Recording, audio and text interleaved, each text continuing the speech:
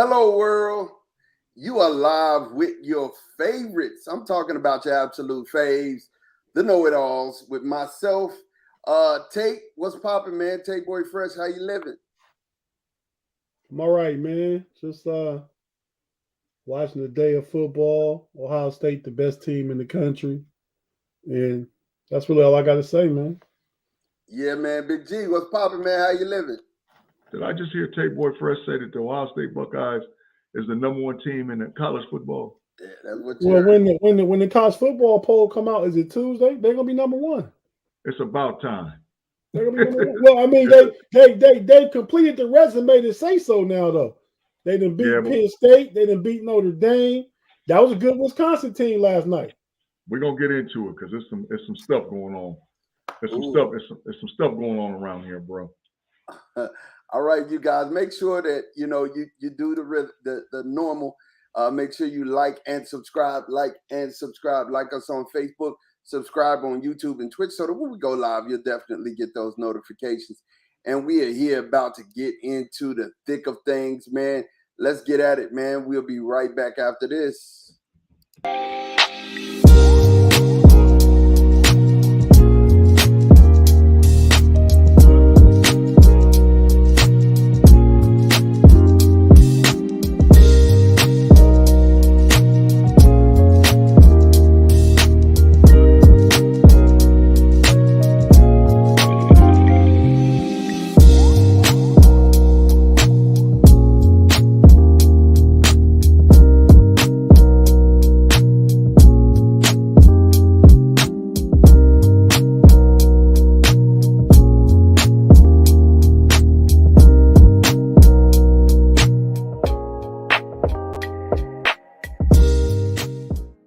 And once again, it's on, man. Same bat time, same bat channel. You are in tune to the KnoItAllZ podcast here with our fellas, man. I'm gonna tell you something. Definitely, we are here getting ready to get it cracking. G, let me ask you something, man. I am excited about what I see. We have Tuesday, the college football. We have the college football rankings coming out on Tuesday. Tate said something about this, man. Who do you think is going to be ranked number one? Well, it depends really a lot. Well, let me say this first, man. The college football committee, this is their last year to have the 4 teams. So I'm interested to see how they view the ranking system. Is it going to be strength of schedule? Is it going to be where they were ranked preseason? Because every year for the last 5 years, there's been a different formula or different equation that has put people into the first polling and then the final polling of the college football playoff. So saying all that, knowing that the college football playoff and knowing where the bias exists with the college football playoff, there's no doubt in my mind that the Georgia Bulldogs are going to be ranked number one. There's no doubt in my mind. Even though I don't think they deserve it, even though I don't think that they should be the number one team, I think that Georgia will be ranked number one. And conversely, even worse, I think that the Michigan Wolverines will be ranked number two. Based on preseason rankings, based on the narrative by them saying that they've been the most dominant team, even though they ain't played nobody, they're going to be number two. I look for Ohio State to be number three, who has the best resume out of these top 4 teams that I'm talking about. And I think that the Florida State Seminoles will be ranked number 4 because they have 3 wins against top 20 opponents. That's my top 4 as of this week. Hopefully it'll change, but knowing the bias that goes down with the college football playoff committee, that's what's going to happen. So, Tate, you said that you felt like Ohio State was the number one team in the nation. Elaborate. Tell me why you think that. Basically said in the open, man. Big G typically jump out there with hyperbole and stuff. He always loving the Bucks, and I love the Bucks, but I don't get ahead of myself and say so. So for me to say they're gonna be number one, it's a lot of thought that has gone into that. I mean, like I said, Ohio State probably has the toughest strength of schedule to date. They beat a number 9 Notre Dame team, a Facts. number 7 Penn State team. Facts. Western Kentucky has one of the best offenses in the country, and they beat Wisconsin last night. I think that win, Wisconsin dropped to 5-3, but Luke Fickell has Wisconsin playing really good ball.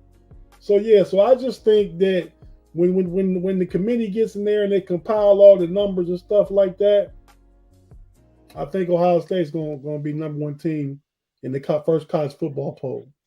Man, I hope you're right. I promise you, I hope you're right.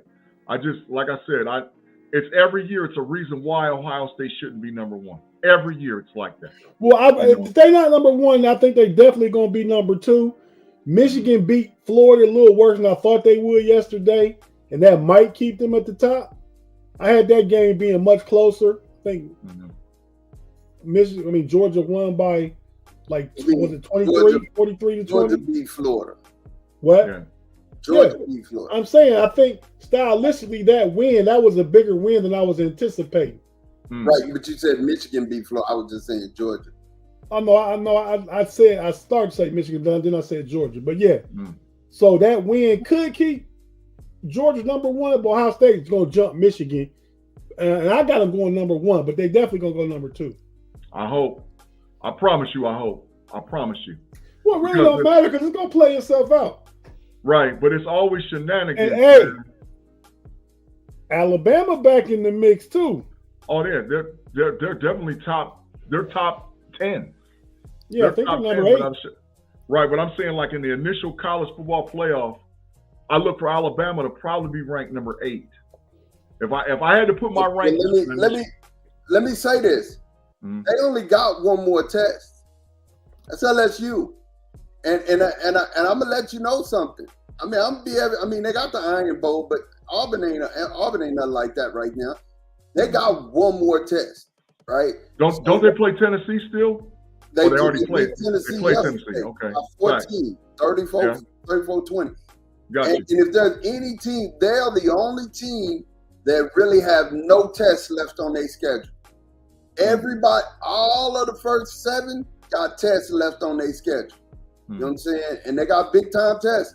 And I mean, just like Tate just said, when we're talking about everything working itself out, I mean, Georgia got a test. They still got 2 big tests on their schedule. 3. We'll say 3, but hey, I'm calling it right now. Missouri gonna beat Georgia. I don't think Missouri's got enough. I'm calling it right now. Missouri gonna beat Georgia on Saturday. Yeah. I'm telling you, they're gonna beat them.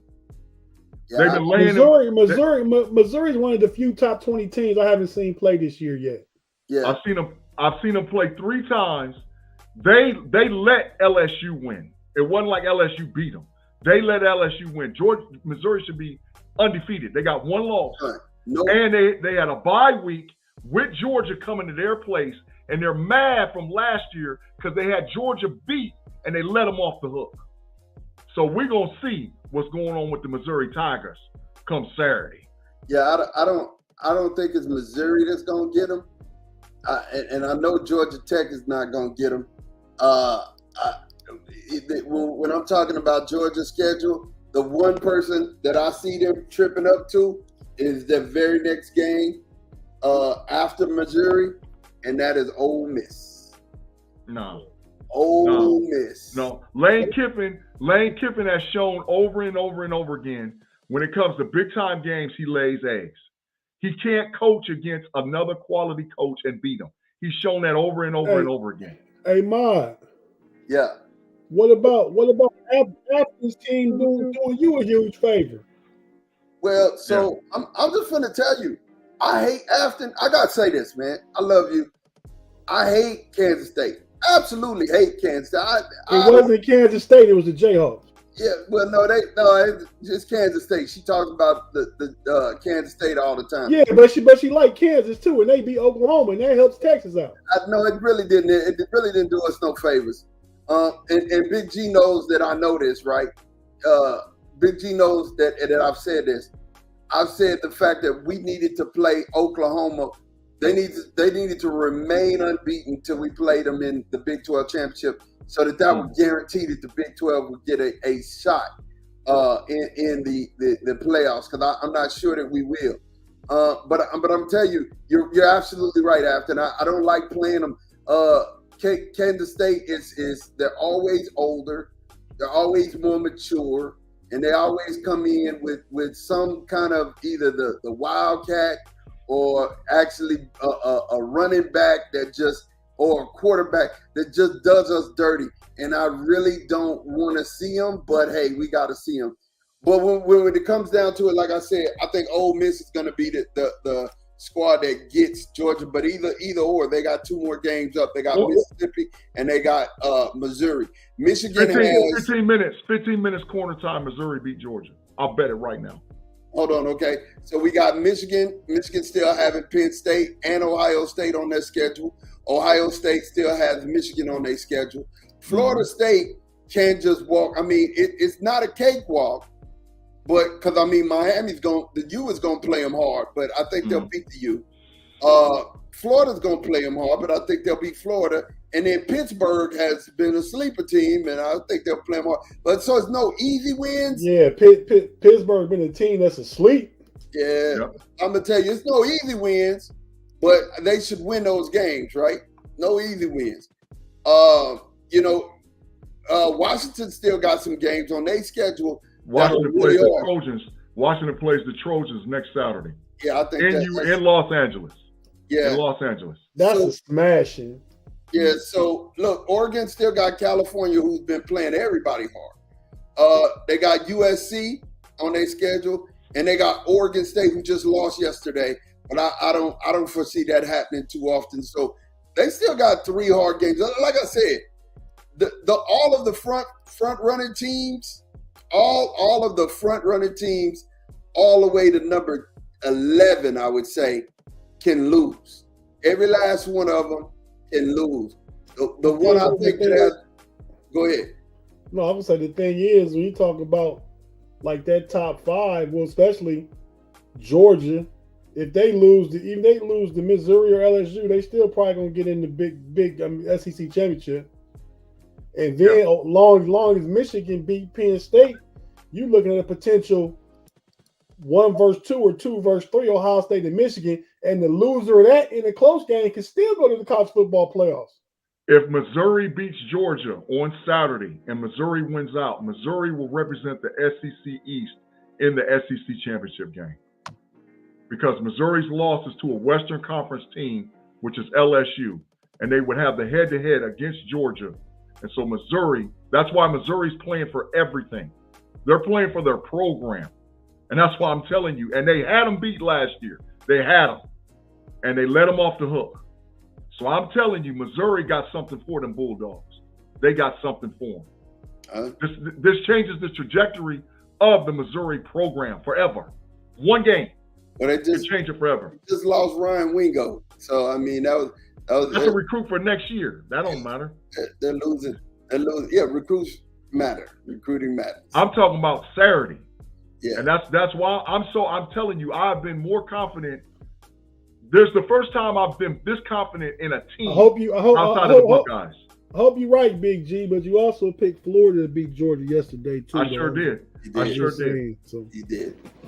Yeah. He did. I sure did. So finish out the like I said, Alabama's the only team that I could see out of that top 8 that can actually just go undefeated. And they don't really have any more challenges left. So, but we get to I think Texas has an easier path than Alabama. Kansas State is not easy. But this Kansas State's not LSU. Alabama has to go to Baton Rouge at night, primetime game against LSU. Down there in Baton Rouge. Against Jaden McDaniel, Heisman Trophy top 3 right now. Yes. Yeah. Texas has the easiest path. They just can't lay an egg. The issue is that they don't play anybody ranked, anybody left on their schedule ranked. If they can get to the championship, who? Kansas State is number 25. They win in the poll. No, they're right now in the AP. But when that college football poll come out, they ain't going to be ranked. So then they don't play nobody else ranked the rest of the way. They just can't lay an egg. They need to get healthy. They need to get healthy. They're ranked in AP, but they're not ranked in it. I get what you're saying. but they're ranked. They need to get healthy and go and dominate Oklahoma. If they get healthy and they dominate Oklahoma in the Big 12 championship game, the Texas Longhorns will be in the college football playoff. I guarantee you. They just got to get healthy and get there. Afton said her team is not a contender. Facts. KSU's not. The easiest path right now is the Longhorns. By far, they have the easiest path. Whether or not they make it there or not, that's on them. That's on them and their coaching staff.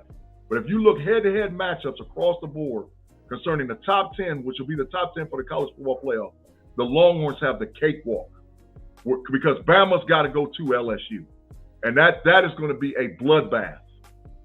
Because LSU, quietly by beating Bama, can represent the SEC West in the SEC championship game because they will have the head-to-head against them in their conference. They will have that dub. So they're playing for it all. LSU's playing for it all. Missouri's playing for it all. Believe it. Believe it and trust it. Okay. Texas got a cakewalk. Okay, I hear it. So what we got next, man? We got we're looking at Notre Dame at number 12. Fact. Where we have LSU. So let me ask y'all a question real quick. Mm-hmm. Notre Dame being in 12. Now, is it coming back to fruition what I said? Notre Dame not being in the conference is going to hurt them. I agree. Two losses and not being in the conference state. I agree. Agreed.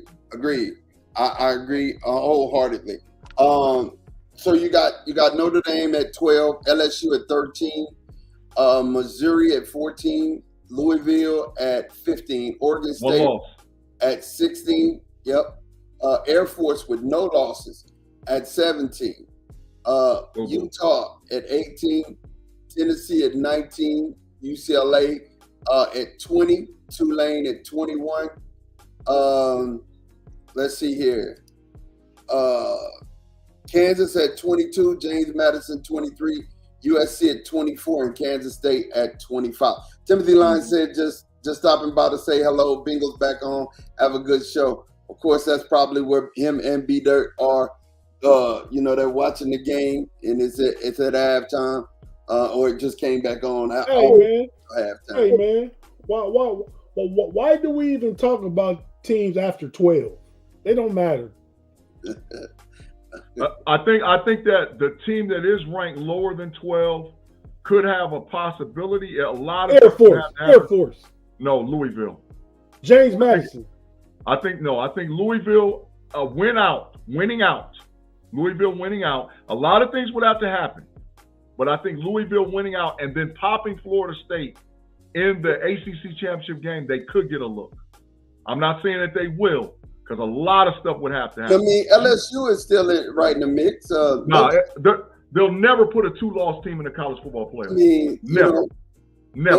You got Ole Miss. I mean, if we're saying after 12, not a 2-loss SEC champion. Nope, they'll never do it. Okay, I don't know. I'm just asking. Yeah, they'll never do it. A 2-loss team, they're not going to put in the playoff. Yeah. Well, all right. They've set that precedent since 2014. So let's talk about this, guys. Let's switch gears and let's jump on this Major League Baseball. What are we seeing with the Diamondbacks and the Rangers? The Rangers, I mean, they won it on a walk-off home run in the first game, and I mean, I was super excited about that. Super excited to see it go down like that. My team is the Braves, so I really don't have a horse in the race. But a Texas team, I'm loving them. Garcia.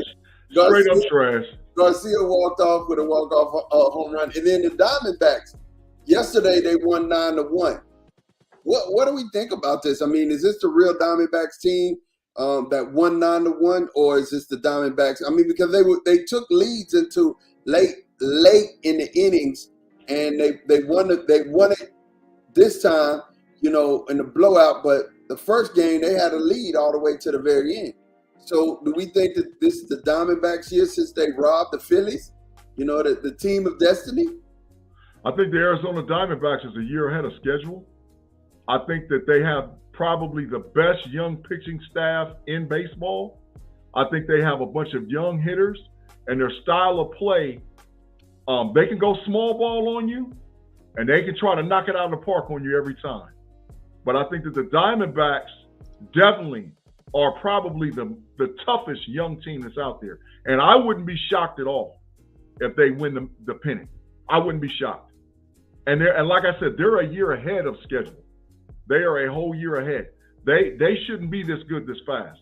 But that speaks volumes to their management and their scouting, as well as the pitching that they have on that roster. Because they are unbelievable. They are unbelievable. That's just my take. And I'm going to give the Diamondbacks credit because they popped my squad. So I'm going to give them credit. So you think that they're a year ahead of schedule? Yes, absolutely. Absolutely.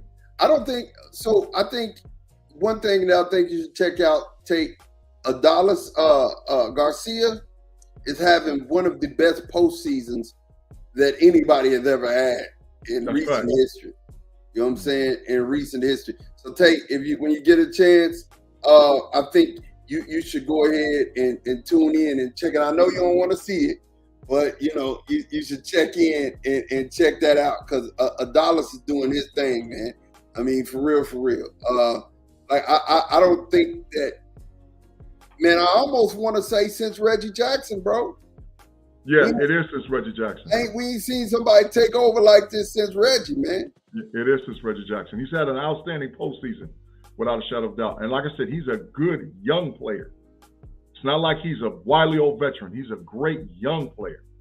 So, can you believe St. Louis got him off for some cash? Absolutely. Absolutely. How dumb do you feel now, bro? Like you got him off for some cash. That guy. Just not a fit. It's not a fit. Wow. So let's switch gears, man. Let's go ahead and get into the NFL, man. Go ahead, Tate. I don't get to comment on the World Series at all. Yeah, I was waiting for you to jump in. Go ahead. I think Arizona's the better team. They lost a close game, 6-5 game 1. They blow them out in game 2. If the Rangers' bat's not going, then they're not going to win. But the thing is about the Arizona, they manufacture runs. Yes. They play, they slap the ball to opposite field. They play, hit and run. They steal bases. They do all those things that manufacture runs. And the young player that they have is going to be NL Rookie of the Year, Corbin Carroll, over all my Cincinnati Red rookies. He's going to be Rookie of the Year. He's a really, really good player.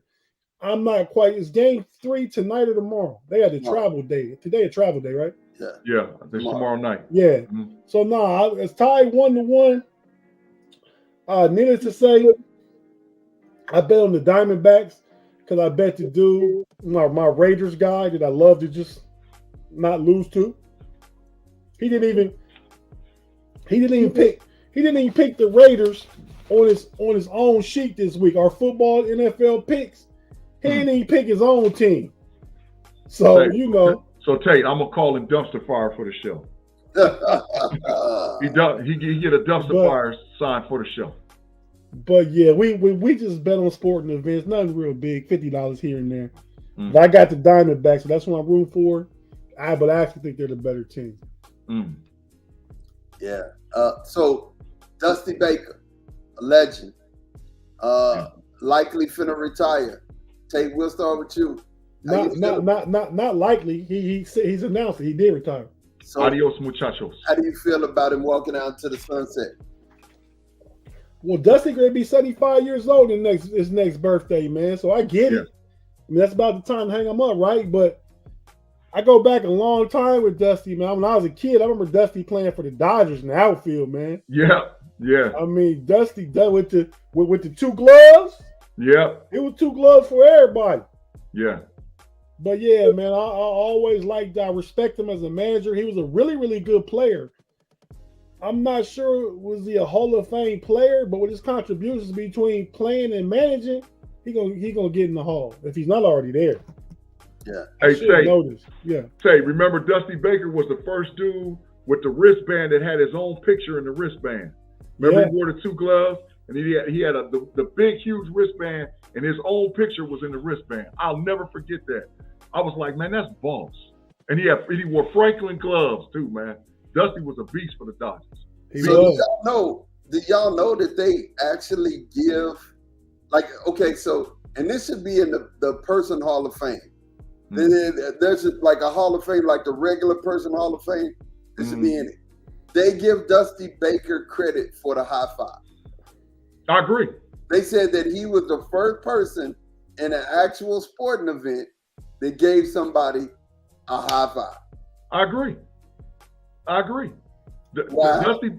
Dusty Baker, like Tate said, I mean, I think he could get in as a player, but with his coaching resume, there's no doubt. He's first ballot.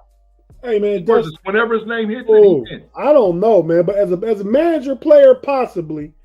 As a player, Dusty been in the game for 55 years in totality. That is facts. But as a player, he had 242 home runs. He only got he batted 278 with 242 home runs. They don't have his hit here. But yeah, I mean, he played with Hank Aaron. Yes. You know what I mean? This how far we going back. Dusty been in the game doing things that long. He was a young player playing with an older Hank Aaron, but he played with Hank Aaron, similar to we had Mr. Luke on the show beginning the baseball season. He played with Satchel Paige. He was a young guy, but he played with Satchel Paige. Right. Yeah. Facts. Yeah. So I think, and what do you think, G, about him hanging it up? What do you think, man? I would say he's probably, if not the greatest African American manager, he's right up there. I would say number 1. I would say number 2, definitely he's the first ballot Hall of Famer. He's first ballot. He's going in. Tommy La Russa, you think he's up there with those guys? Tommy La Russa's not African American, but he's. But I'm just saying, Bobby Cox. He said African American. Yes. But then he said greatest manager. Yes, he's up there. He's up there with those guys. Joe Torre. Yeah, absolutely.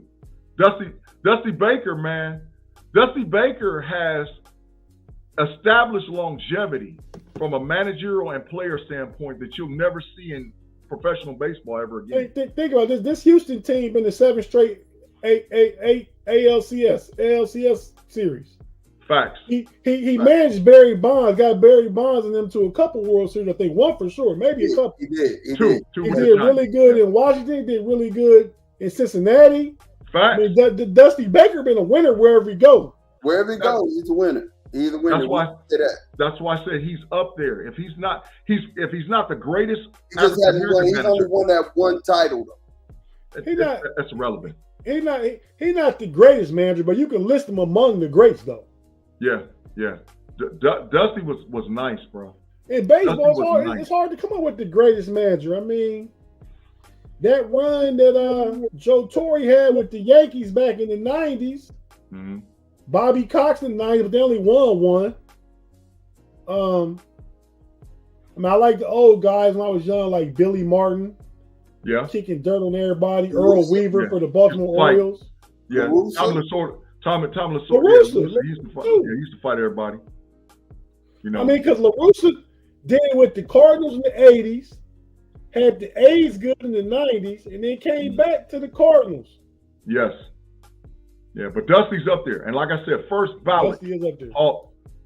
First ballot. Thomas said Dusty managed a couple of those Astros teams, though. It don't matter. He still was a dog. Dusty's that guy. Yeah, he came in and took over a program that got the death penalty like SMU because them boys was out there cheating. And brought them all the way back. All the way back. So yeah, Dusty's that guy. And he's gonna be missed. Like I said, you'll never see the longevity of a player attached to a professional sport again. I think we're talking from the 1950s to the 2020s.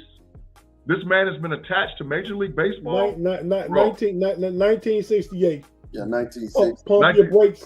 Pump your brakes with the 50s. The 50s. 1960 then. 1960s to the 90s. Yeah. 68 to right now. 55 years.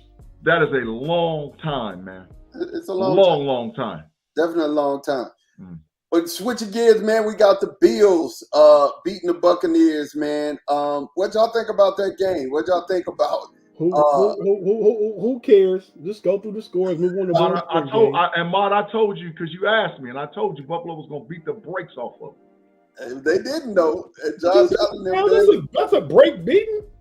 No, that's not a break. I'm just saying before the game. What's a break beating then, Maude? 2 touchdowns is. Anytime NFL team lose by 2 touchdowns, you got smashed. It was 28-14. So they 2 touchdowns. No, that's 28-14. No, so 24-18. Excuse me. 24. Oh yeah, they did a little late garbage. You right. Yeah, you right. They got a late garbage touchdown, but it was already smashing. It was smashing. It's our time or the listeners' time talking about it. Buffalo beat them down. So we got the Jets beating the Giants today, 13-10. That was a garbage game, but that was a good garbage game. And the Giants gave it away. I'd argue when they tried to kick the field goal to go up 13-7, they should have just punted. Make Zach Wilson go the whole field to beat you or tie you. Totally agree. So and Tyrod got hurt. That hurt him too. Tyrod got hurt. By the time Tyrod got hurt, yeah, you're right. That hurt him. But they was at the point where they could win the game if they punt and don't rely on Gano to miss it to try and make a long field goal. Punt it, it's 5-20. Make Zach Wilson go 40, 50 yards to get a field goal and get a touchdown to beat you. Yeah. He said, I ain't seen Gavin is definitely right with his comment. He's clearly a legend. Jacksonville beat the Steelers today. Let's talk about this. Let's unpack it, fellas. I totally lost my shirt on this one. This is where my pick'em went wrong because I picked and I rolled with Steelers. Talk to me, man. I mean, Trevor Lawrence had a decent game, 24-32, 292 in the touchdown, 1 interception. Travis Etienne, 24 carries, 79 yards. It was Evan Ingram that hurt y'all. Let's talk. I mean, Etienne hurt us. Etienne hurt us. Why is Mitch Trubisky? What was he in the game? I couldn't see this for. Why was Mitch in the game? Because Kenny Pickett got knocked out with a rib injury. At first, they thought it was his shoulder. It was right before halftime, and it was actually a bad call because they should have called him for personal foul and all whatever else. Because on the series before, the exact same play happened with Keanu Neal and Trevor Lawrence, but they didn't call it. He tried to come out of the tunnel from halftime and warm up, and he just couldn't do it. So the issue was that he was hurt, and that's why he didn't play. But the bottom line is this: Steeler Nation, we're not going to improve until Matt Canada goes. And we're stuck with him for this season. And I can't believe you blame this on Matt Canada. Matt Canada had nothing to do with this. Dan Moore couldn't block nobody. They couldn't execute in the run game. It wasn't the play call. It was the play execution all game long. Pittsburgh was just garbage. What had nothing to do with no Matt Canada today. I hear you saying all that, but I'm telling you it's Matt Canada. He's got just as much to do with it in totality as everybody. Matt Canada does. And that's the problem. The problem is when you got vanilla play calling, and you, as the offensive coordinator, you have a huge say-so as far as what personnel's on the field. Dan Moore should not play another down for the Pittsburgh Steelers ever. He should be on the bench. Just like Levi Wallace should not play another down ever. I'm sure Matt Canada doesn't say who starts and who doesn't start. I'm sure he doesn't. I bet money he has a lot to do with it. I bet money he got a lot to do with personnel that's on the field because he's the OC and that's what he gets paid for. So Matt Canada is a huge problem. But Tate, I don't disagree with the execution either, because right off the bat, Deontay Johnson missed a wide open freaking pass. George Pickens missed the pass. You know, so and listen, people can ride Kenny. I'd probably say Kenny missed the throw. That was slightly overthrown. Bro, in the NFL, if it hits Deontay probably should have caught it, but if Kenny hit him in stride, that's a touchdown. I agree. But if it in the NFL, if it hits your hands, it's your fault. It's the wide receiver's fault. I think he got gator arms. He didn't want to stretch out too far with that safety coming over the top. But if Kenny had hit him in stride, it was a touchdown. He got gator arms. So after said, there were a few new things I saw today, but Canada was still predictable, which makes the job so much harder. Claude Bishop Facts. said facts. And Yeah. Gavin Anthony said the play calling is awful at the skies in the run, and the other team always stacks the box. Yes. And Claude Bishop said the offensive line was offensive. The offensive line was offensive. They were. And, Dan Moore should be on the bench but forever. I like you remember that play that play where it was a fake handoff to Najee and they hit it, they handed to Calvin Austin coming across on like the jet sweep reverse. Yeah, That was a good play. Yeah. That first play call that they missed on was a good play. Mm-hmm. Dan Moore is giving up too much pressure. One time I seen him, I think Kenny got sacked. It was a mix. It must have been Kenny. He was on the left at the left tackle, obviously. He went to block. He did a spin, didn't touch nobody. Exactly. Spun the opposite way of the defender. As an offensive lineman, what are you spinning for? He spun the opposite. He spun out. I have no idea why he was spinning and put his back to the defense. No idea at all. And listen, I'm telling you right now, Kenny Pickett got hurt because Dan Moore missed a block. That's how he got hurt. Number 44 drove Kenny Pickett's behind in the ground. Walker. And so the issue, like I said, man, we stuck with Canada, man. I'm not going to put it all on him, but 70% is on him. Canada trash. Until Pittsburgh start getting some crispiness in the execution of the plays that's being called. I mean, how do they go 93 yards then for a score?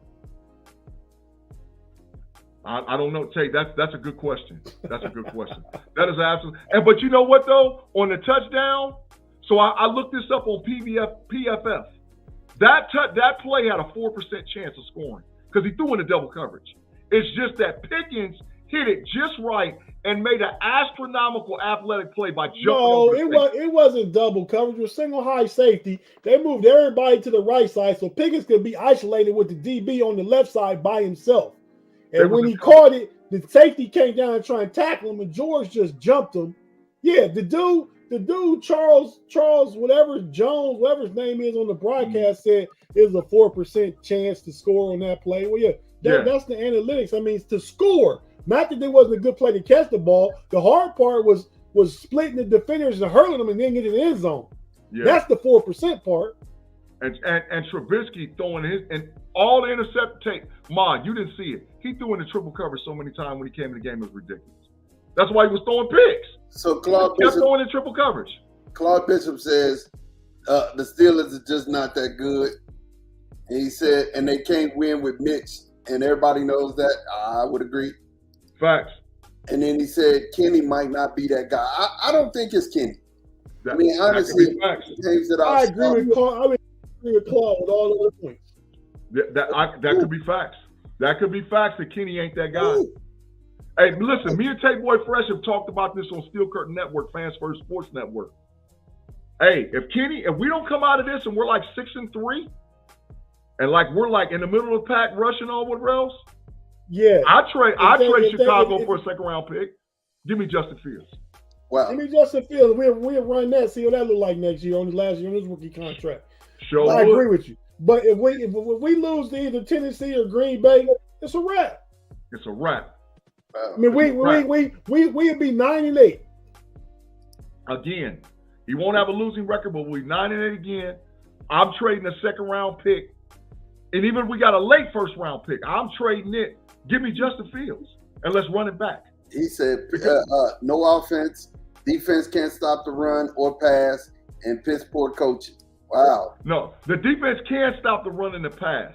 But when they go we talked about this. When they go 1 for 5 or 1 for 6, they didn't get a first down until the second quarter. They didn't get a first down offensively. Their first four drives, there's 3 and out. It's a game where everybody helps everybody. You know what I mean? And the offense is not helping the rest of the team, man. Well, I agree with Thomas. This was my point. Let's get him a good offensive coordinator before we throw him to the wolves. Let's get him a good offensive coordinator, somebody who can actually call some plays and get some creative offense in. And I mean, let's see what he can do. Let's see what he can do. But listen, I'm saying But when you got a first-round NFL draft pick that you traded up to get, who hasn't still given up a sack, hasn't given up a pressure. They was checking him in at tight end today for blocking. Why is he sitting on the bench? He needs to be starting at left tackle. Listen, that's personnel issue. It's the same difference with Joey Porter Jr. He should have never been on the bench. Levi Wallace sucks. I said in the preseason that he should have got cut.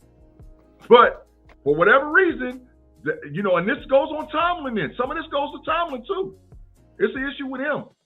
There's no way. We got personnel issues, but Matt Canada is part of the problem.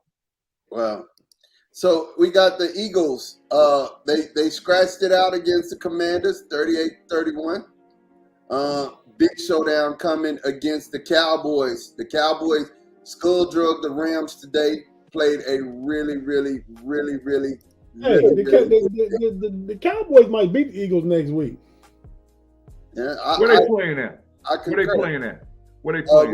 I think we got them at their house next week. Let me see.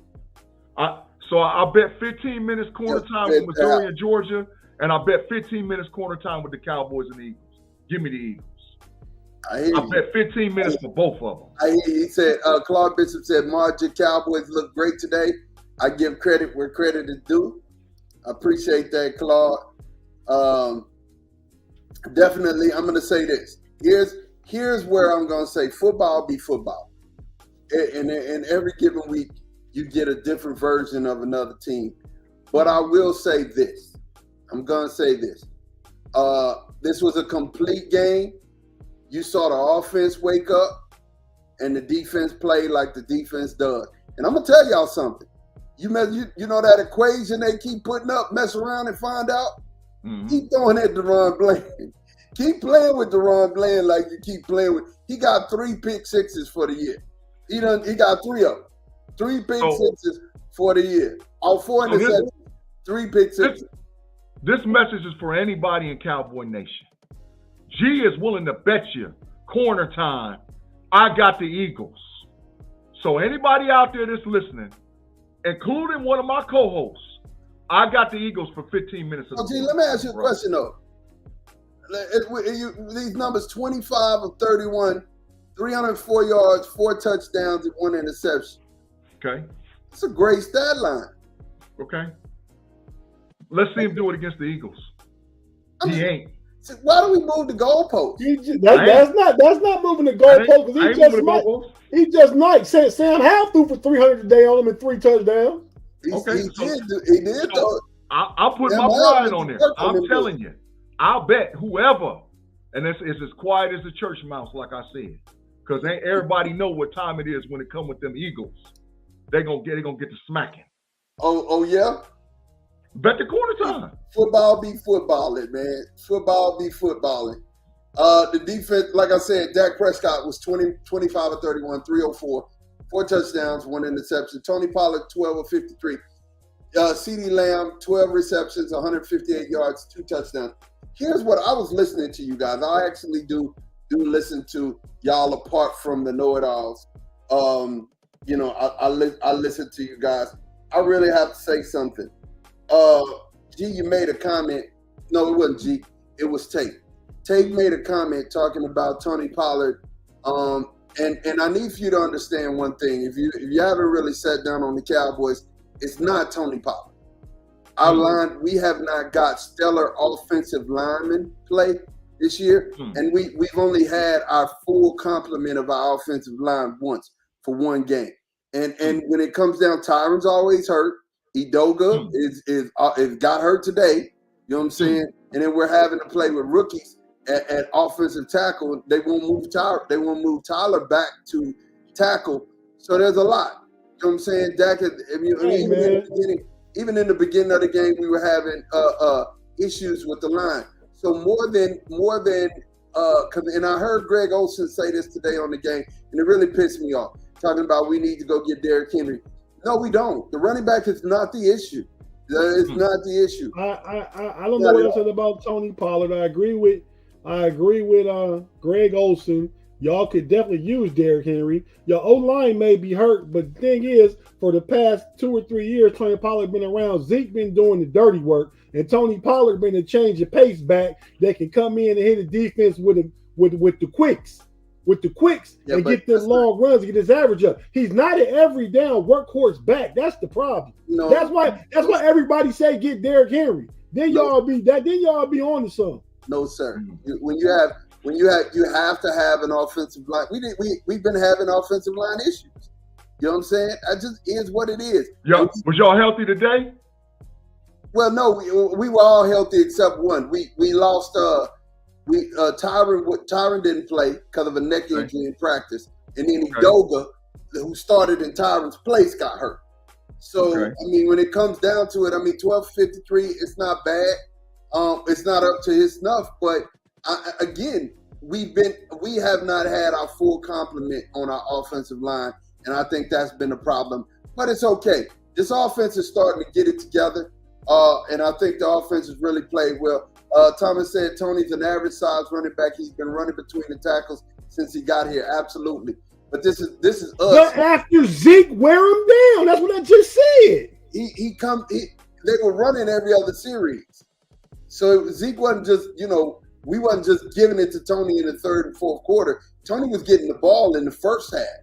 He would start some games, and then Zeke would come in. So will there a change of pace? Yes. But I'm saying more than anything, it's been the offensive line. I give you guys credit when y'all have good takes about my team, but I'm gonna also tell you when you're wrong about my team.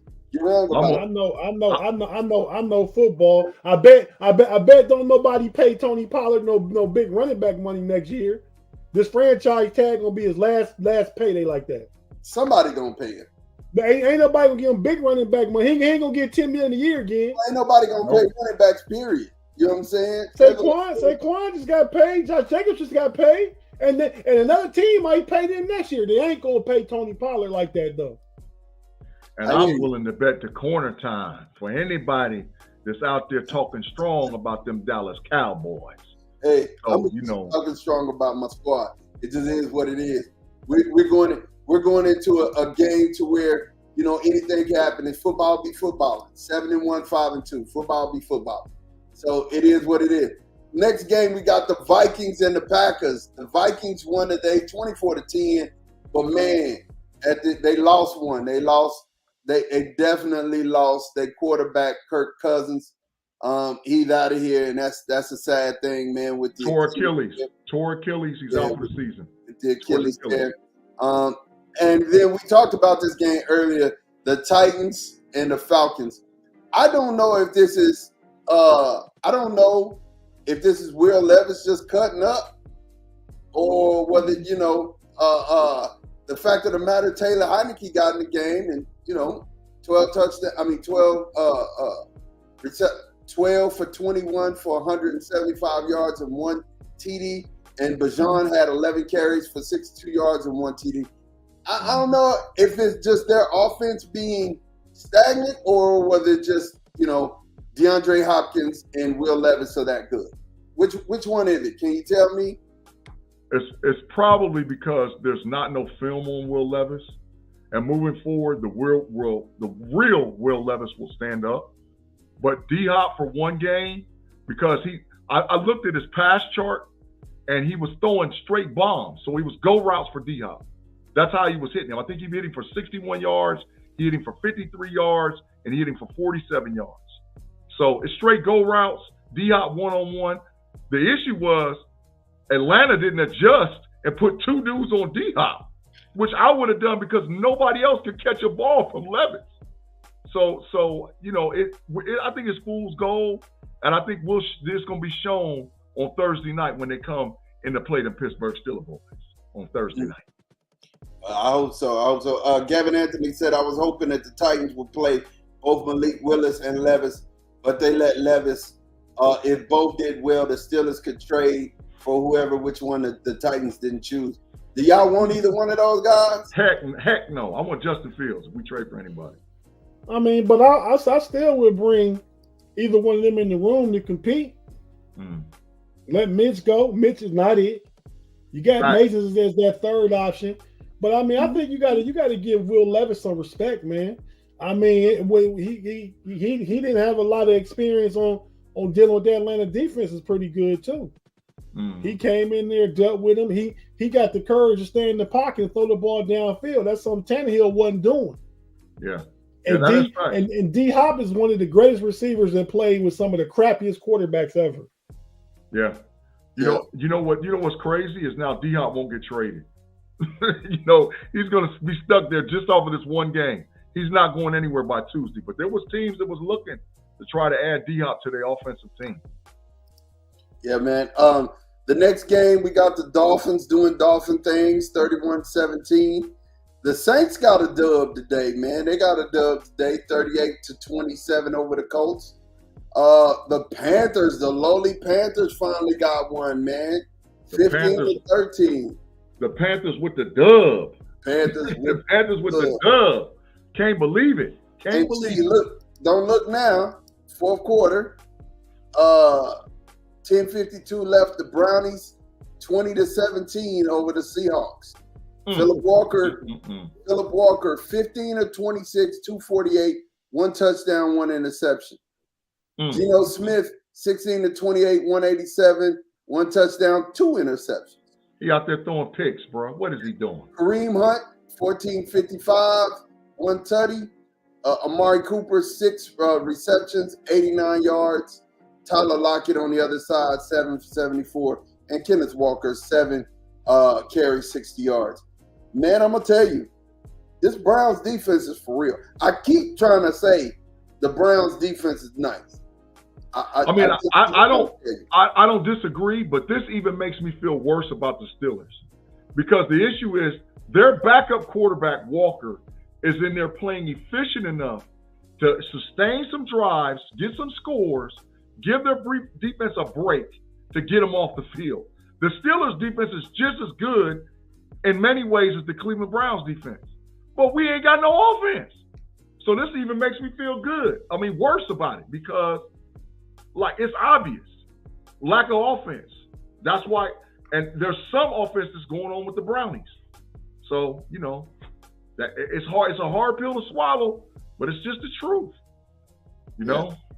So Roderick said, "Ma, send them Steelers fans application to be a fan of America's team." Bet 15 minutes corner time. The Eagles beat the Cowboys, Junior. While you're talking, bet it while you're bumping. Where my corner time sign in? Go ahead, keep going, man. I bet it. I mean, since you want to talk strong, because like I said, I sent the shout out to all Cowboys Nation. Bet it.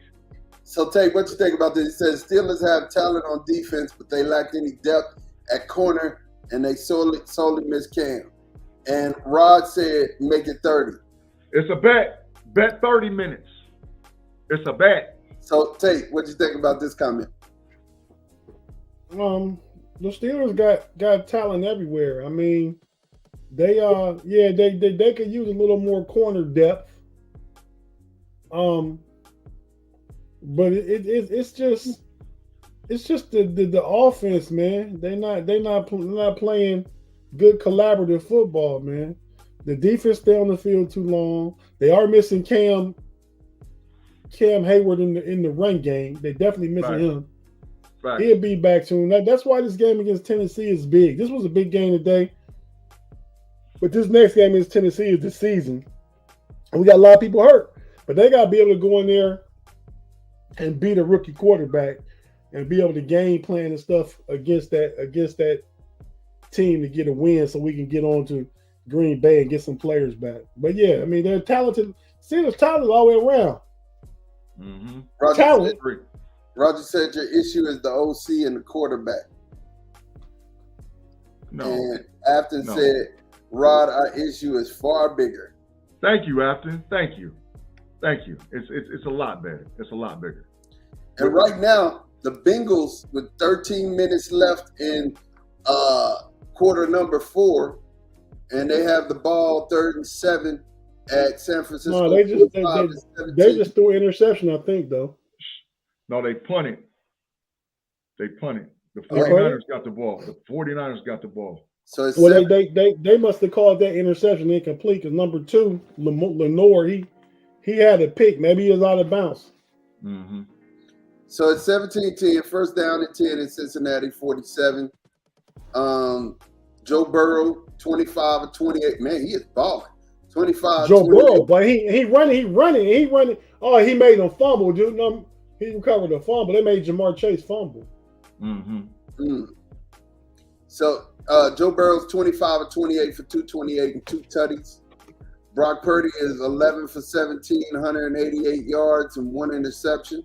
Mm-hmm. Joe Mixon is 11 for 6. Now that is the key. That is the key for Cincinnati. To get off the snide, they're going to have to run the football. They got to run the football. Jamar Chase, 9 receptions for 69 yards. George Kittle, 5 for 99. The Bengals may mess around and win this game. I hope you realize that if the Bengals win and the Baltimore Ravens lose, it's a 4-way tie for first place. And guess who's number 1? Baltimore. I mean, Baltimore still got one more win. Yep, they beat them everybody. head up.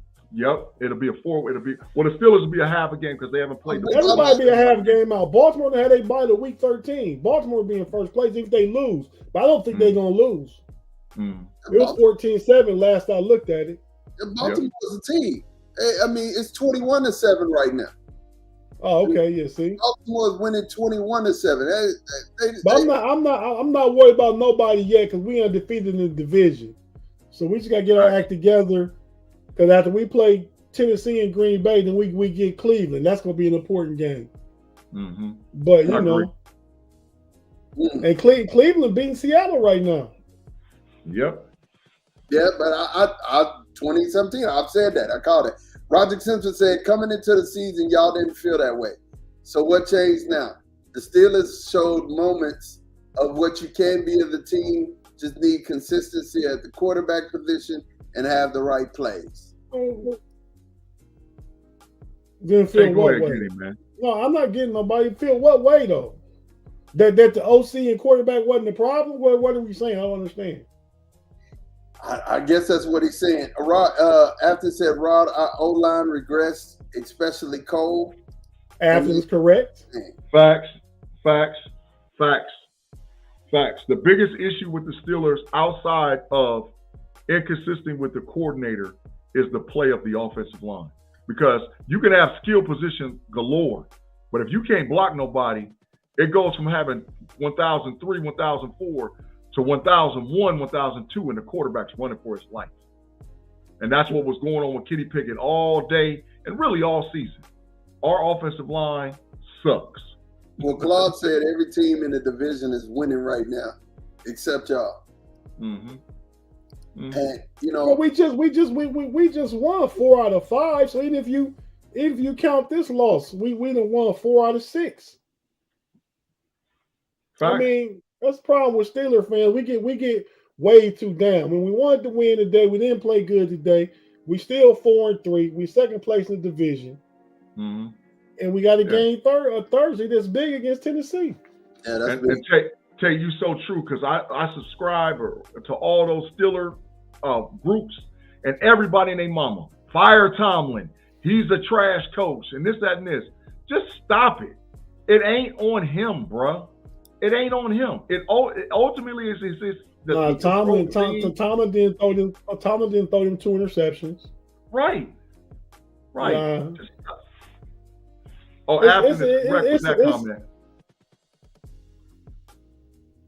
I think, man, a lot of times too, the fact that we overlook too, man. I think an element of that when you talking about Tomlin, I think some Steeler fans, it's an element of race that has to do with that too.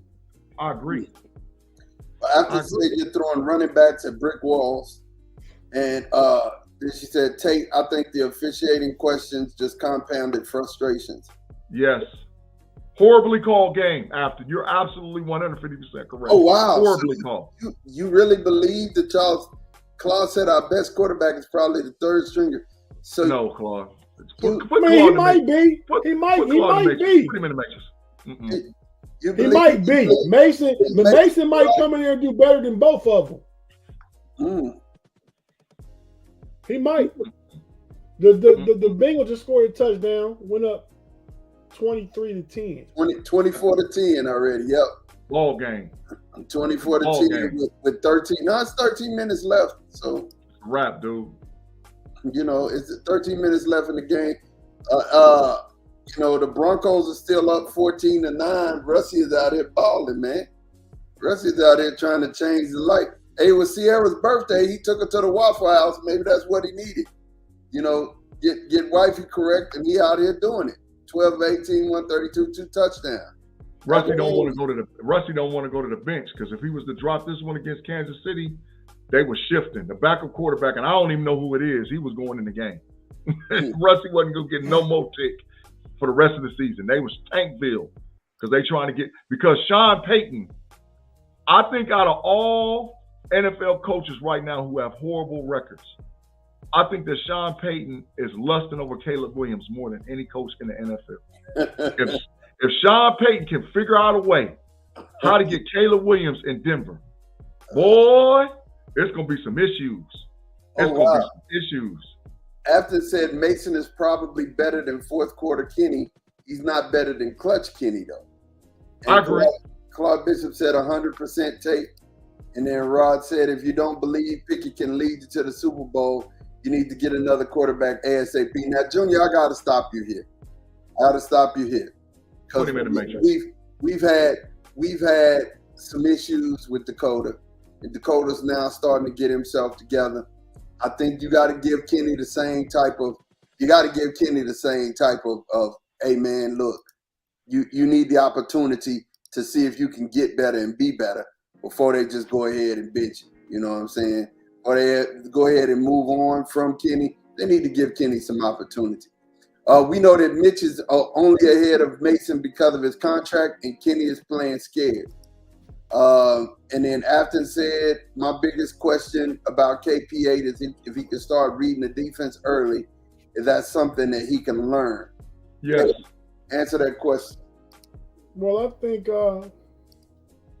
to Rod's and Afton's comments, I mean, you look at Kenny Pickett's number through his first 18 games and Josh Allen's number through his first 18 games, and they're identical. Mm-hmm. I mean, Josh Allen had time. Josh Allen came from North Dakota. Mm-hmm. No, from Wyoming. And he wasn't playing any big-time competition all the time, and he really wasn't reading defenses. He was doing a lot of the same stuff he's doing now, but he's gotten better. And I think Kenny can get better, but Kenny can't be scared to cut it loose, man. He hold on to the ball too long. It don't come out on time. You know what I mean? I think plays are there to be had, and he loves to throw to the outside to both Deontay and George Pickens. But you got to start using that middle of the field, man. Mm-hmm. I mean, run some tight ends up the seam. You running George Pickens on a go route on the one sideline, and Delonte on the sideline out on the other. Go ahead and send Jalen Warren or Najee behind George Pickens on a wheel route. Try something different. And maybe that is play calling. But I think a lot of times some of the plays are there and Kenny's scared to let it go. Yeah. I agree that they need to send and take two, sending both them tight ends up the seam. Man, I don't understand what the deal is. I understand we didn't have move today. I get it, but come on, man. Run them up the seam. What's up? How long y'all want to give him? How long y'all think y'all should give him? He got the rest of the season for mine. Mm-hmm. Me too. I agree. I agree if we're 9-8 or God forbid worse, it's adios muchachos, my friend. We trading Justin Fields. We trading for Justin Fields. Go get him. Go get Justin Fields. After said 3 years. Oh no. No. Only give him 3 years. No, maybe they bring him back here with a new OC, but if he don't do nothing on his own this year, I've seen enough from Kenny. Claude said if you guys I didn't want them to draft him at first. Ashamed to say I wanted either Malik Willis or Desmond Ritter. You did. I will say this. You did not want a KP8 at first. You didn't. I didn't. That's what I just said. And then he grew on me last year, but now I'm wondering, is it what I thought initially? Hey, Mod, Claude said the all 20. That's why Claude need to be in the Yeah, mission. who said that? Claude? No. Yeah, dog. Claude said about DJ throwing the end zone was completely correct. Kenny threw it behind him. He tried to reach back and slip to get it. That was a touchdown. Kenny misses those throws on a regular basis, man. Yes. And you watch the all 22, you'll know that it's not Kenneth. Yes, it is. If Claude, the ideology of the all 22 film on Patreon, which I'm a loyal subscriber, is that you can, if I can tell you what the play is before the play starts, but Big G, we just said that pass to Deontay Johnson should have been a touchdown. Canada didn't do nothing about that. That was drawn up. That was a touchdown. That is execution. I get it. You're telling me, G, that it's about the X's and O's. Y'all got the Jimmys and Joes. You got the Jimmys and Joes. It's the X's and O's. That's what you're saying. I agree with you, but it's the executions, not the X's and O's. Executions. Okay. All right. So in other words, Kenny is erratic with the ball. Yes, Kenny always starts slow. He's erratic with the ball. And some of that has to do with the play calling and his protection. His offensive line is horrible.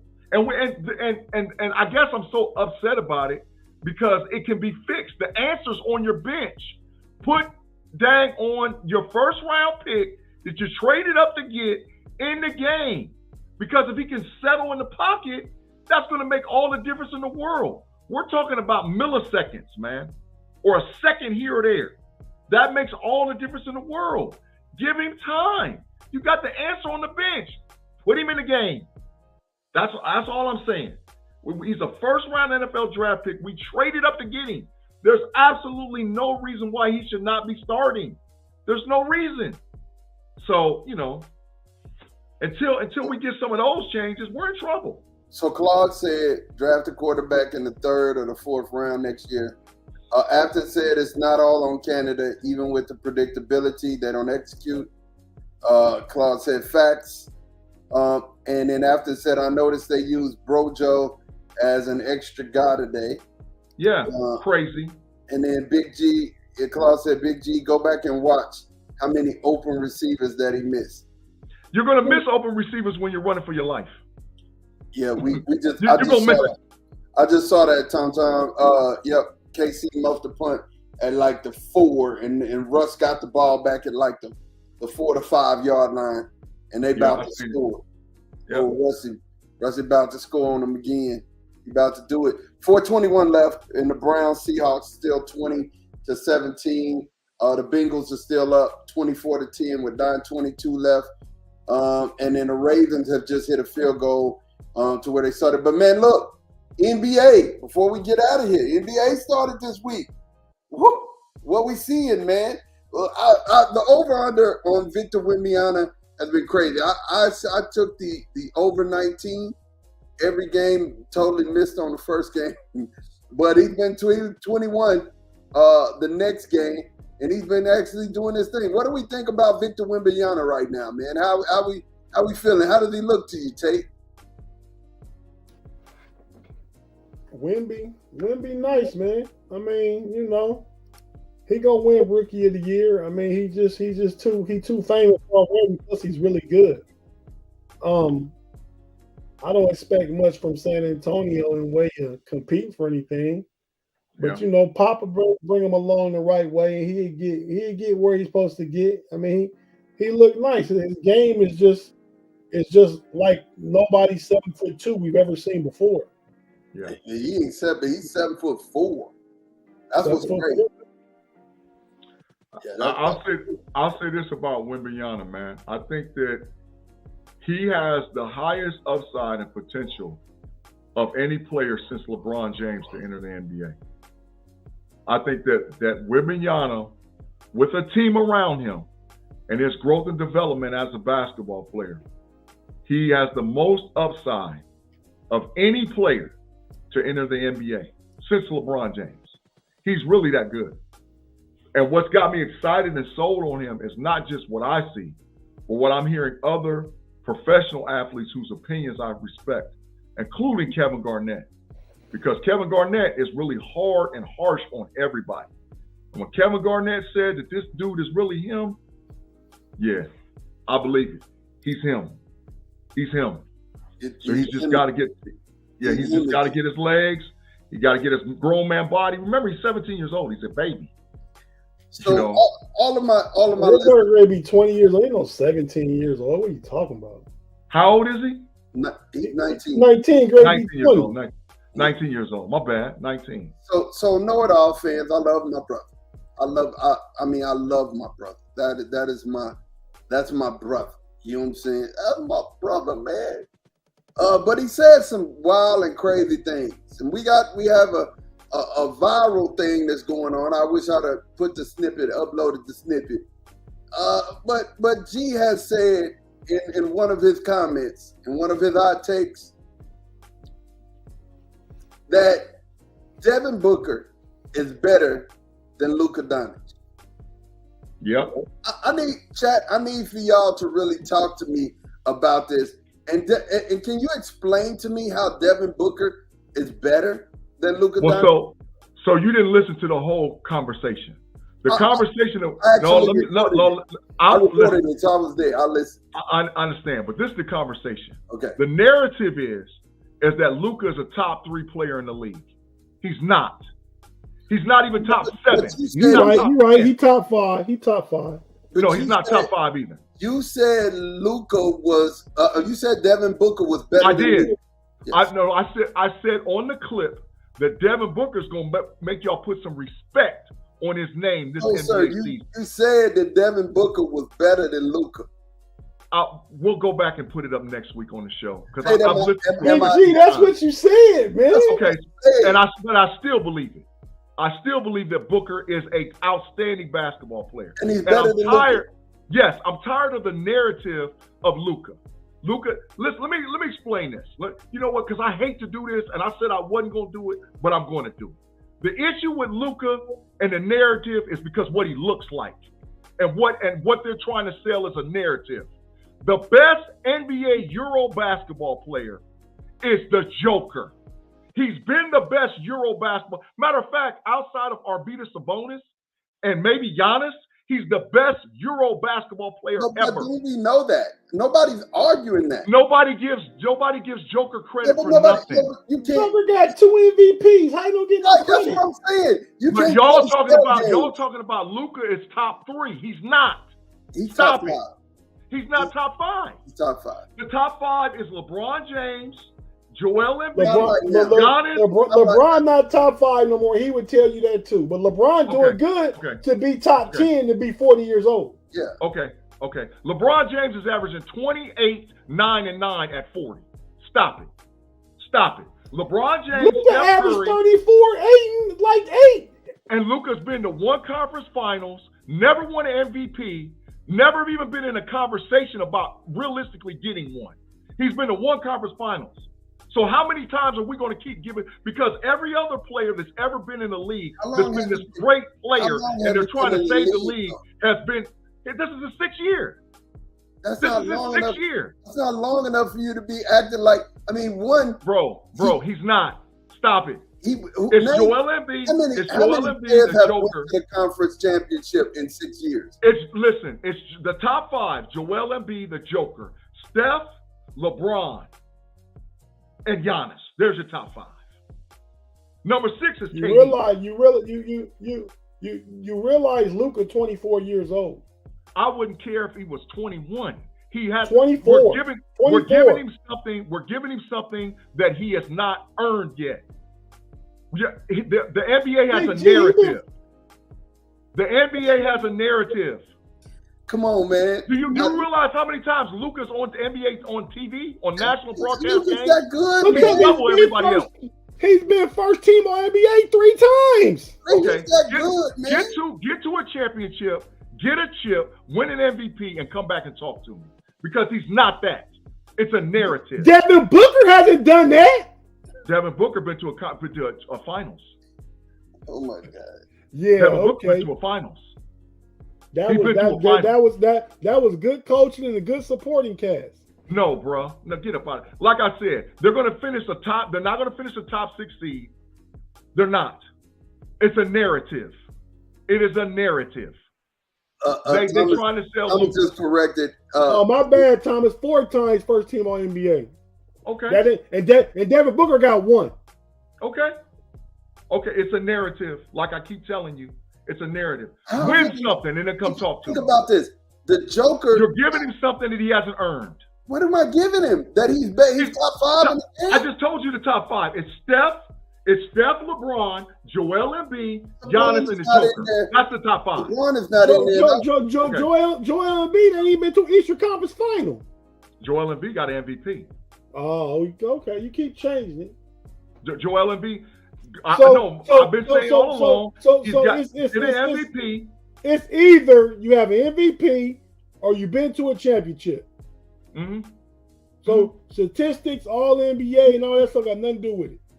Because now keep in mind, when he came in the league, James Harden and Westbrook was doing what he does. They was averaging triple doubles for a season. We've seen that before. That's happened before. They got first team all NBAs and MVPs and everything. Exactly, but they don't get a pass like Luka get a pass. James Harden gets beat to death. He's never been to a conference finals. He's never done this. He's never done that. Come on, bro. It ain't the same. The narrative ain't the same. The issue is Luka is getting stuff he ain't earned. James Harden chokes every playoffs he's ever been in. He chokes. What has Luka done? Luka played good. I didn't see Luka bang a game winner against Kawhi Leonard and the Clippers in a game 5. He won't choke. We'll see. Like I said, he's earning Big stuff. G. You're giving him stuff he ain't earned. Mine said the thing went viral. If you go back and look at a lot of the comments, a lot of the people are against you and saying Luka's on another level. I could care less. I'm just saying We're giving him something he ain't earned. We're giving him stuff he ain't earned. I like the kid in OKC better than him. And I definitely like Booker better than him. He is definitely not better than Luka. Okay, that's your opinion. You're giving him something he ain't earned. How am I giving him something he ain't earned? You said he's top 3 in the league. He ain't earned it. He's top 5. He's top 5. He ain't top 5. No, he's not. You can't name 5 people. He's not better than LeBron and Steph. He's not better than Steph. He's not better than Steph. He's not better than LeBron. And he ain't better than KD. He ain't better than them. Okay. Let alone Giannis and Embiid. And come on, man. Stop it. Just stop. You're giving him something he hasn't earned. And I'm going to say it to the crow. And when he goes out in the first or the second round of the playoffs again, we'll be talking the same narrative that we talk about Dak Prescott. Every year he's supposed to be this thing, and every year his bum behind goes out in the playoffs. I just feel like he's not that good. I just feel like you don't like Luka. That's no. I'm saying earn it because the narrative is him what he looks like. Look, the Joker looks like the same thing. What are we? No, but the Joker doesn't get the love that Luka gets. The Joker, matter of fact, ladies and gentlemen, the Joker is the best non-black player since Larry Bird. So you trying to tell me that he don't get what he deserves, and he's got 2 MVPs. The Joker almost would have had 3. But the Joker's out there. The Joker's out there killing them. He's out there killing them, and he still don't get no love. Not like Luka. The NBA be massaging Luka's back like he did all this. The guy is the Joker. He's the best Euro player since Arvidas Sabonis. You realize the other day he had a 30-point triple-double, the first one on season opening night, Mavs history. Okay. I'm just saying, Luka's really good. Okay, I hear. And get some chips, get some MVPs, and come talk to me. Joker does get love. They gave him 2 MVPs. I don't know what your definition of love is. If we're not talking, look at how many times Luka's on national television versus the Joker. That don't matter, man. It means everything. It means everything. It's the narrative. Man, Denver got way more national games than the Dallas do. Bet, look it up. I don't have to look it up. I know. No. The Mavericks play on national television on TNT more than and ABC more than any team. Luka career averages is, like I said already, He averaged 8.6 boards, 8 assists, and almost 28 points a game. Cool. Do something else.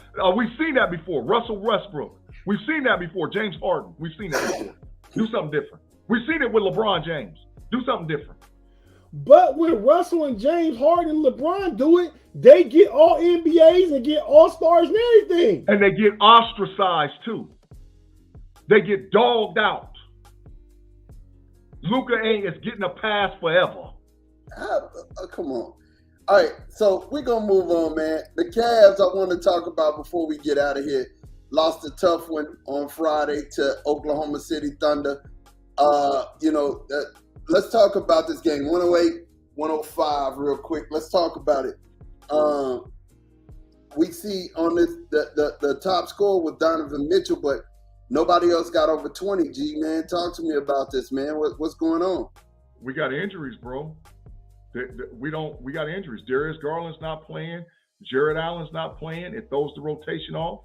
Once we get all of our players back healthy, it's going to make all the difference in the world. Mobley's playing out of position, and he shouldn't be playing out of position. So, yeah, we got injuries. We'll be all right. We just got to get healthy. Now, we can get healthy sooner than later. It will definitely help us by getting healthy sooner than later. However, because we've talked about it on That's Rather Cavaliers podcast, that first 10 games are pivotal for the Cavs. So, but we need Jared Allen and we need Darius Garland to have an opportunity. Yeah. We do. We're not going to beat. You're missing 2 All-Stars. You're not going to beat most NBA teams by missing 2 All-Stars. Come on, man. This ain't happening. I got it, man. Isaac Okoro, 10 points, 7 rebounds. Dean Wade, 8 points, 5 rebounds. Evan Mobley, 14 points, 15 rebounds. Really solid game. Donovan Mitchell, 43 points, 8 rebounds, 5 assists. Yeah. And Karis LeVert, 17 points, 2 rebounds. Donovan Mitchell didn't score 43 points. I don't know what mine read. Yeah, he did. Oklahoma City, Friday, October 27th. Donovan Mitchell, 43 points. Did he score 43? Yes, he did. And here's what I think about it. I didn't expect the Cavs to be 1-2 at this point, but I didn't expect them to be playing without Darius Garland and Jared Allen. Darius Garland got hurt early in the first game. He played a little bit, but he was hurt. Jared Allen been out all the games. And then JB, I don't know what they thinking. They rested Donovan Mitchell last night. So they played without 3 starters last night against Facts. Indiana. And they was in the game. Tyrese Halliburton hit 3 threes with under 2 minutes left, like back to back to back. They just put it out of reach. But Karis LeVert had about 35. Yeah, Karis LeVert had 31 points, 5 rebounds, 8 assists. Evan Mobley had 33 points, 14 rebounds. Isaac Okoro, 11 points, 5 rebounds. And that was all of y'all scoring, basically. Yeah, because they playing without scoring. They playing without Donovan and Darius. That's basically 50 points a game, easy right there. Facts. Absolute facts. We just got to get healthy, Tate. We got to get healthy. That's what it is. I think they tried to save Donovan and saving Darius because they play a home series against the Knicks starting on Halloween. So I think that's their measuring stick. Mm-hmm. I think because what New York did in the playoffs, they wanted to be healthy for that game and come out and then, the de facto start of the season. Let's come out and do what we do. Mm-hmm. Mm-hmm. Well, looks like the Browns have given it up. Before we get out of here, it is 20-24 Seahawks. Seahawks scored, so it's 20. Jackson Smith and Juka killed them boys. 22 seconds. He didn't necessarily kill him, but PJ Walker threw a critical interception that gave Seattle the ball with about 2 minutes left inside Cleveland's own 30. He turned over to the end of the field. Yeah, I mean Jackson Smith and Juka might be when they caught the touchdown, but he ain't killing nobody.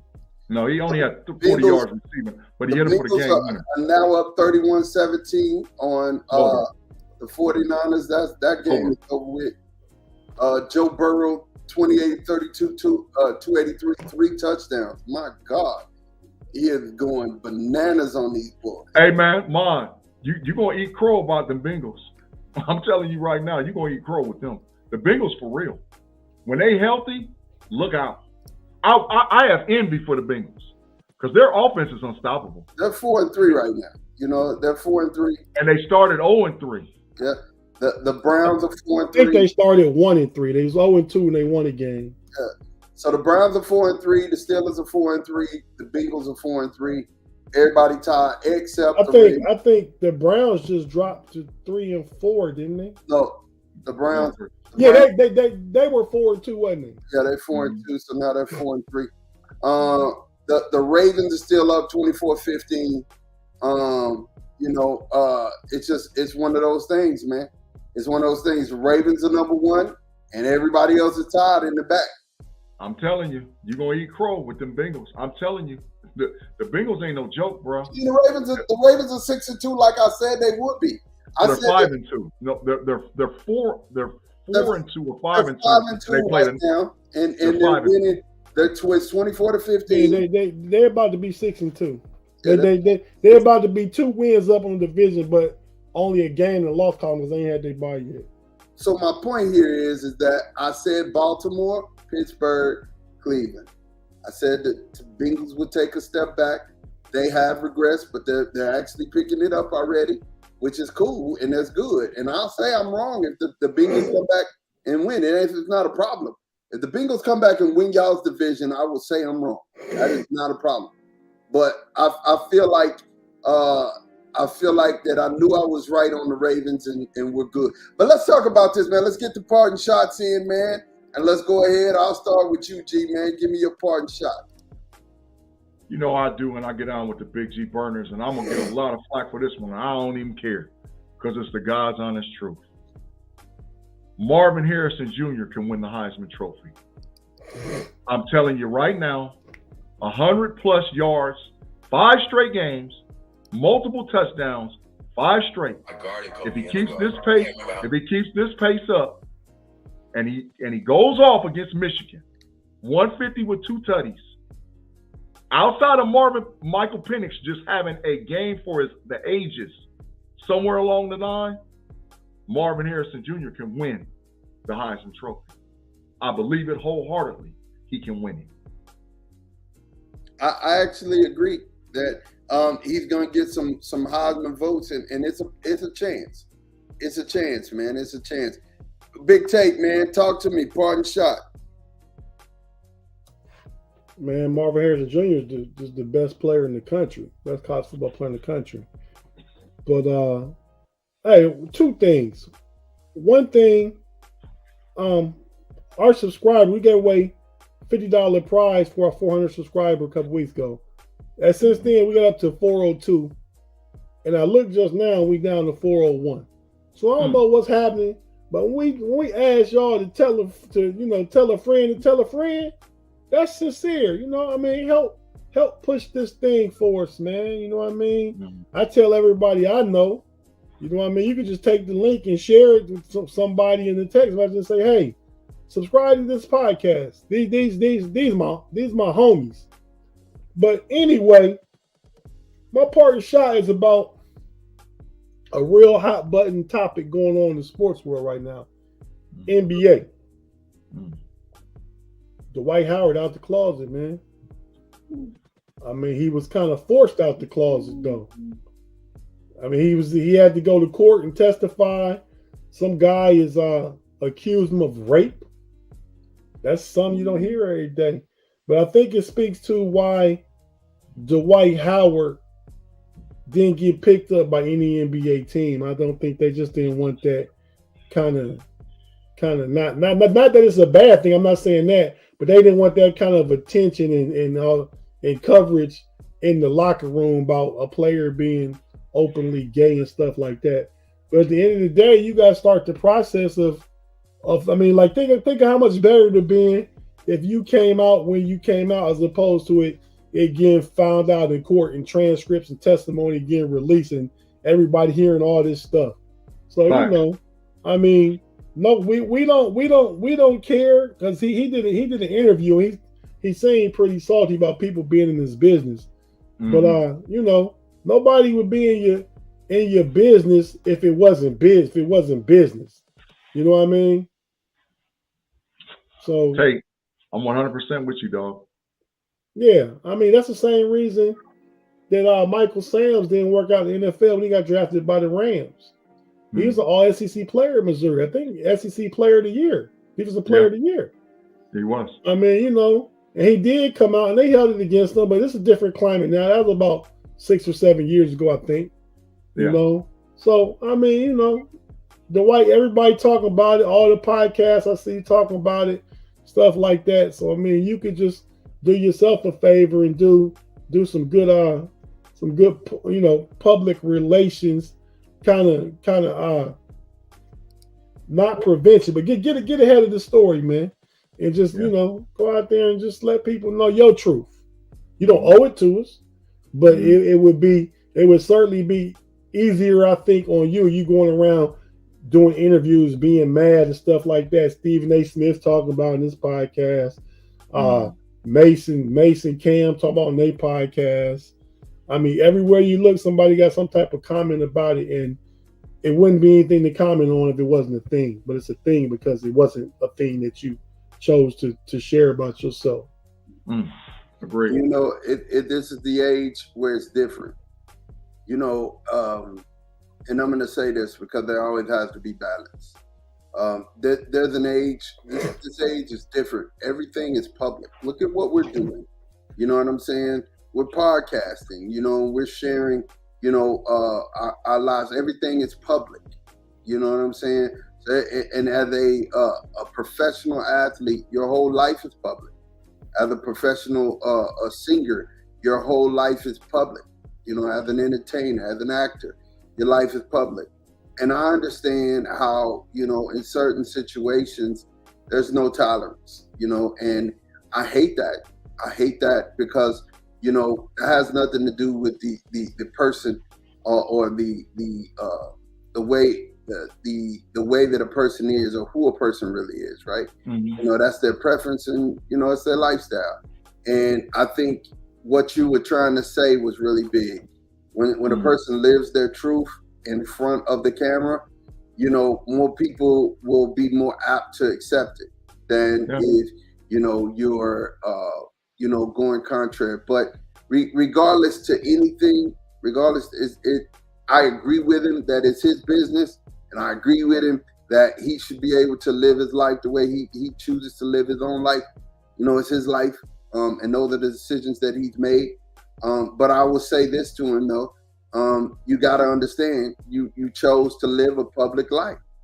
And with social media and everything, things just never go. I mean, look, Beyonce, Michael Jackson couldn't even go to restaurants. There's an actual real law that says that she would go to jail. And Michael Jackson would go to jail if they went out to just go eat at a restaurant. You know what I'm saying? Because it would incite a riot. It's called inciting a riot.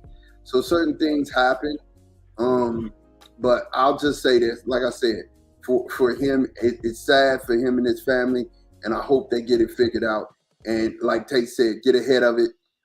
Have your PR people begin to really do some homework on how to, kind of put something together to where, we're focusing on Dwight Howard, the person and the basketball player, and not Dwight Howard, the preference. What I have to say about this, it kind of ties with that whole thing. My parting shot is, man, if your love is rejected, if your friendship is rejected, redirect it. You know what I'm saying? Make sure that if you're trying to, share love with a person, or you're trying to be someone's friend, and you're trying to open yourself up to someone and they reject it, it's fine. Don't take that personal. Redirect it. Because there are millions of people in this world that need love. There are millions of people in this world that need friendship.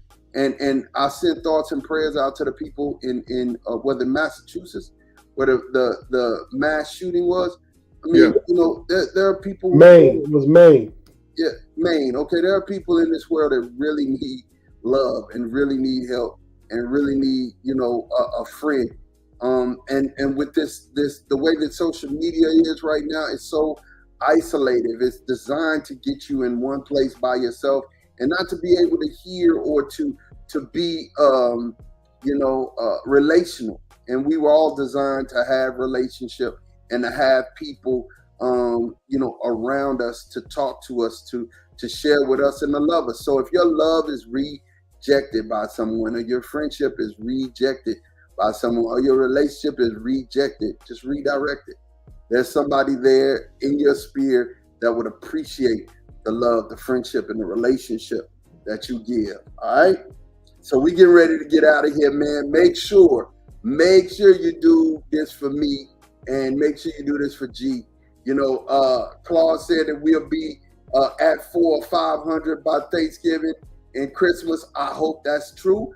But what I ask you guys to do, everybody who's still here in the live chat, make sure that you hit the like button on Facebook. Make sure that you hit the like button on YouTube. Make sure you get it up. We need our algorithms popping. We need to make sure that it stays lit. You know what I'm saying? And if you have watched this with us, you were here with us the whole hour and 30 minutes. Make sure that you share it with somebody else, man. Please make sure. Don't make me do this. Don't make me do this, y'all. Don't make me do this. It's my quarterback. Make me cry. Don't make me cry for a subscription. Nah, I don't want to do it. He gonna be crying after Sunday after them Eagle boys run through them Cowboys. Oh, whatever. Here we go, man. Look, like I said, I'd like to thank you guys for watching, and for me, for myself, for Tate, and for G. We love you guys, man. Thanks for watching. We out of here. Peace.